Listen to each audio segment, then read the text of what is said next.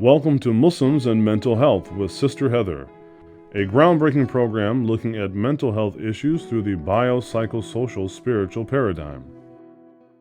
Today on Muslims and Mental Health, we'll be looking at what is psychotherapy, seeking a therapist, and what questions you should ask and what you need to know. In the Muslim community, as well as the dominant culture, there's a lot of stigma attached to seeking therapy. And for this reason, a lot of people veer away from getting the help that they need.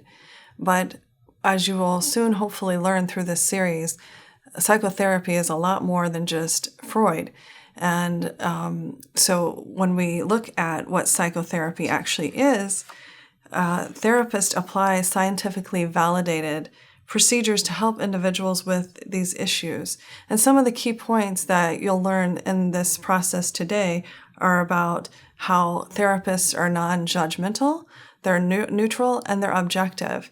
So the interaction between the therapist and the client is to create an environment where a discussion can take place and healing can happen with an internal process being worked upon.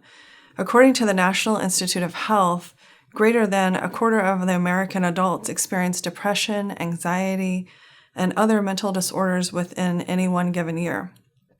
Others need help with behaviors, for example, like smoking or losing weight.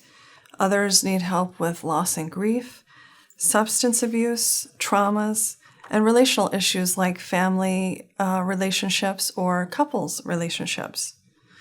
So in this session today, we're going to discuss how to go about finding a counselor and the questions you need to ask both yourself and the counselor. In this episode, I'm going to use the words counselor and therapist interchangeably, but they mean the same thing. So one of the questions you want to ask is, can the counselor clearly define how they can assist you in solving whatever your presenting issue is that you have? Do they have any experience with this? Perhaps if you have something specific as an eating disorder, you will want to find a therapist who specifically has a lot of experience in this area. If your issue is more broad, most therapists will be able to help you with, say, depression. But if you have something more specific, you're going to want to make sure that you find a therapist who can address your more specific issue. Does the counselor encourage independence or dependence? When you see a therapist, you want to look for someone who is going to encourage you to learn how to handle your issues yourself. Now, between a therapist and the client, there are always issues of what we call countertransference and transference. Transference is when a patient puts their issues or concerns or problems onto their therapist. And this is a very natural process, and this is not what we're referring to when we say that you want a therapist who encourages you to be independent versus dependent. That is an expected part of the process. However, as you proceed through the process of therapy, it is expected that you yourself will gain insight and that you'll be able to handle your issues on your own eventually. It goes back to the old proverb that says that when people learn to fish for themselves, this is the best way of doing things. And so a therapist is like that fisherman who's going to teach you how to fish for yourself so that you can learn how to do things on your own. That's the ultimate goal. So you want to look for that. Also, does the counselor make guarantees or promises? If you have a counselor who is guaranteeing you that I will be able to cure you of this in X number of days, or I will be able to solve all your problems, you do not want to choose that therapist. Many issues take many different modes of therapy. There are no set definitive times for the different issues that may arise or concerns. So you want to find somebody who can give you an idea of what their plan is and how to treat you, but you should not be entertaining a therapist or counselor who wants to tell you that they know, I can guarantee you this outcome, because we're dealing with the human mind and human beings, and generally you cannot make those kind of guarantees. Does the therapist have a graduate degree? Now, this is really important in the day and age of the internet because we have a number of people who will take a weekend course or a course online, and they will get some kind of certificate saying that they're a counselor or a therapist, but it doesn't have the backing of a behavioral science board, for example, and it doesn't have the backing of any kind of education, long-term education. So you want to look for people who have degrees in the following areas. They should either have a psychology degree, a social work degree, a marriage and family therapy degree, or a counseling degree that would look like an LPCC. These people are eventually licensed, and those are the people that you want to look for when you're looking for a therapist or a counselor that has graduate work and experience. How do I find a psychologist? Well, there are many ways to find a psychologist. You can find them either through word of mouth from people who've had good experiences. You can find them from your primary care physicians. You can find them online. Psychology Today is a good website that lists many different psychologists, and it gives usually a picture of them and their specialties. So it's a very good website to look for a therapist. There's also the American Psychological Association at apa.org. They have a list of psychologists as well. There are local schools local schools that teach psychology can give you good references. And in the Muslim community in particular, there's the American Muslim Health Professionals located out of Chicago, and they have a list of mental health professionals as well. And their website is actually amhp.us. How well do my therapist's values align with my own? Now, this is a very good question because as you're trying to make change in the change process, how you decide to make that change and how it aligns with your values will make all the difference in the world. And if you are not clear with your therapist about what your values are and what their values are, sometimes they can come into conflict. Now, that doesn't mean that you can't go to that therapist because you can also work through those conflicts, but you need to be aware that that can also affect the outcome of your therapy. So if you, for example, have value differences and they go unaddressed, you may end up in a situation where you don't feel like you're making progress or that your own values are being compromised. So it's very important to make that very clear with one another from the beginning of your therapy. What does it feel like for you to sit with a therapist?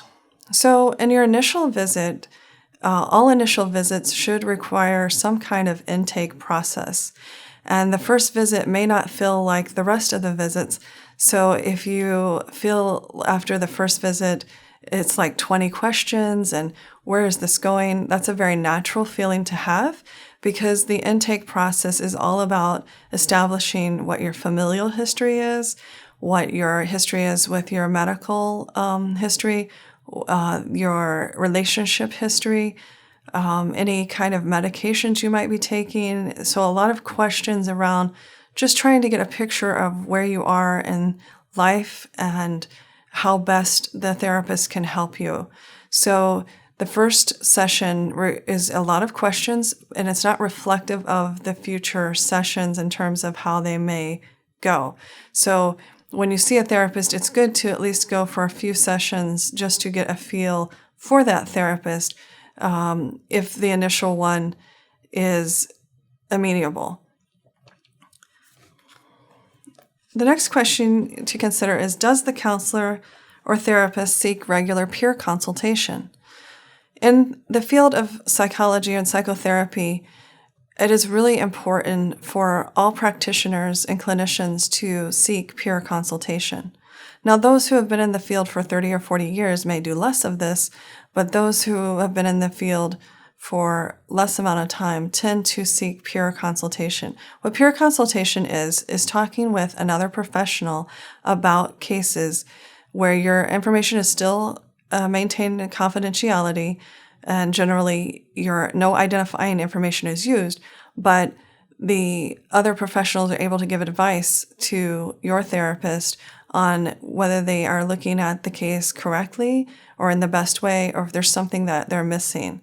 So this is a very good gauge of whether you have a really good therapist or not. If they are seeking pure consultation, that means they're mindful of their practice of psychotherapy, and they would be a good therapist to continue to see, most probably. Has your therapist done their own therapy? Very important question. And if you don't ask any other question of your therapist, this question you want to ask, because it's like anything that you would go to any other kind of physician or practitioner of anything. If they haven't tried it themselves, then why would you be going to them? They need to understand what you're going through in your process, and to do that, they need to have done their own therapy. In addition, by doing their own therapy, they're less likely to put their issues onto you.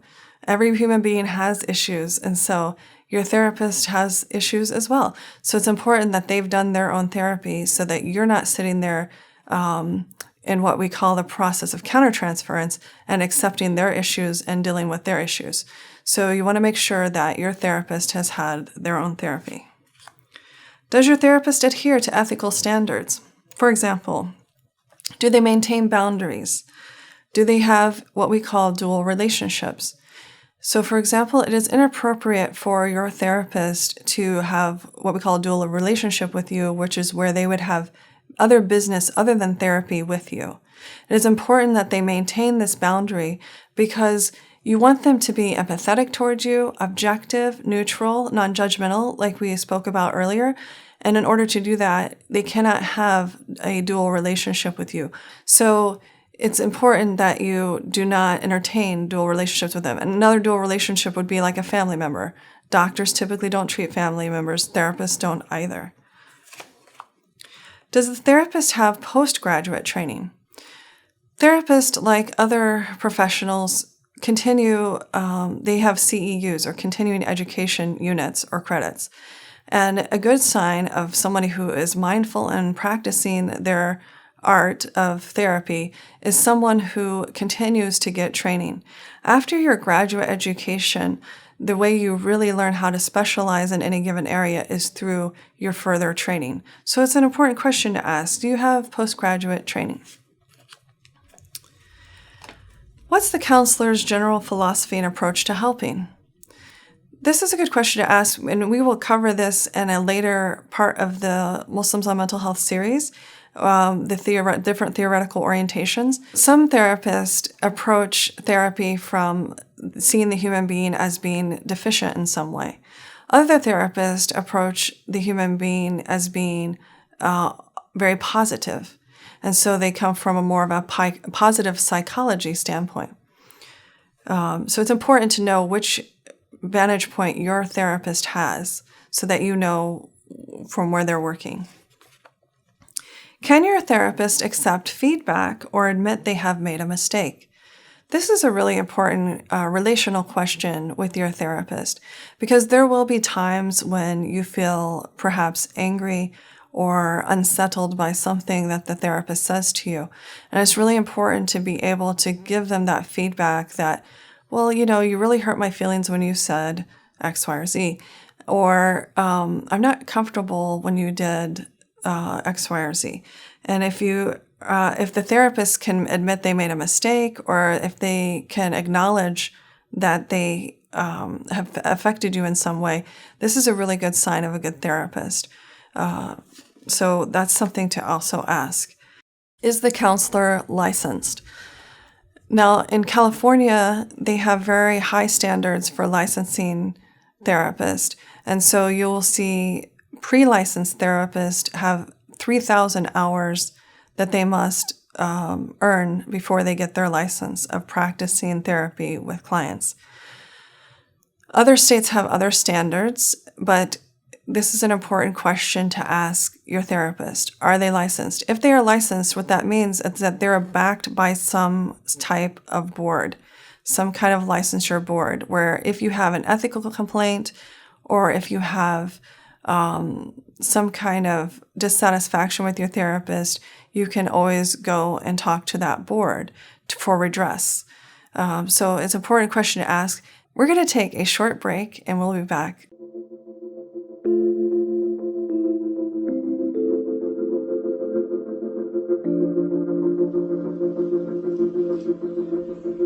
Hi, welcome to Adelante. This is Adelante Recovery, and my name is Yvette Kuglin, and I'm part of the staff. Adelante Recovery Center has helped people in dual diagnosis for 5 years. We accept most PPO insurances and provide luxury accommodations and 24-hour support. To speak with an admissions counselor, call 1-888-242-4450. A lot of time we don't even know what's wrong with us, and sometimes we need to get away to figure that out. So if you want to go for a little retreat out in Corona Del Mar, which is a confidential location, we're here to help. So we're only a phone call away. Thank you. Welcome back to Muslims and Mental Health. Today we're discussing how to seek a therapist, what the questions you want to ask are, and for both yourself and toward the therapist. So to continue, we left off at, have any complaints been filed with the board? The Board of Behavioral Sciences is the board in California that governs licensed psychologists, marriage and family therapists, social workers, and they take any complaints that consumers have regarding their therapists. Each state has their own governing board, so I won't know exactly the name in your particular state, but you can look this up online by typing in psychology board, and the governing board for your particular state should come up in your search. How long should psychotherapy take? Now, this is a great question because for someone who's never entered into psychotherapy, you may be wondering, well, how long is this going to take? And it really is not a clear-cut answer. It really depends on what your presenting issue is.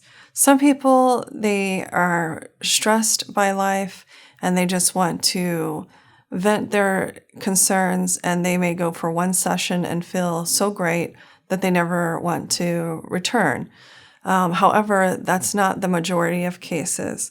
It depends really on the problem and the disorder and the patient's goals. But the average is at least 8 sessions. So the average person goes to therapy for at least 8 sessions. So if you're going and you're wondering how long it will take, you can ask your therapist. They should have an actual plan for you. And this is another good sign of a good therapist. If they can explain to you how they're planning to treat you, they may not be able to give you an exact number of the sessions that you will need, but they can give you a good idea of what you're looking at. Other people can spend actually a year or 2 in therapy, and that's perfectly normal for them, whatever, given their issue. Or you may have another case in which you work on one issue. So let's say that you want to stop smoking. So you work on changing the behavior of smoking to not smoking, and you tackle that issue and you're successful. Maybe you have another issue of wanting to lose weight, or you're not able to relate to your parents very well or your spouse. So that would be another issue. You might continue therapy to address an additional issue. So be open in terms of understanding how long the process will take, because the process will take as long as it takes. And so these are a set of questions that are good for you to consider when looking at a therapist for yourself or your family, and to keep in mind for both asking them and yourself. We hope this has been very helpful for you. We would like for you to give us feedback and questions and concerns that you have for future topics you would like to see on Muslims and mental health. And you can do this by simply writing us an email at nafshealertherapy@gmail.com. That's NAFSHEALER therapy@gmail.com. Thank you.